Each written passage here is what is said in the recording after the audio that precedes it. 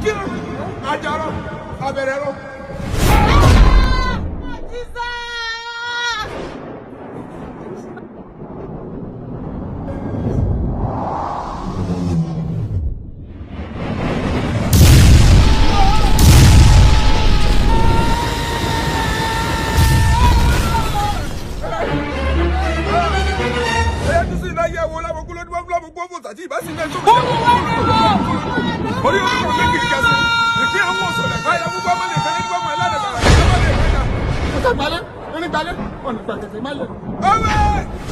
Jesus!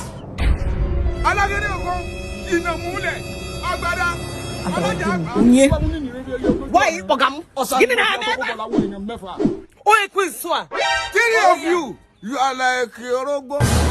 Make sure no get there. How did you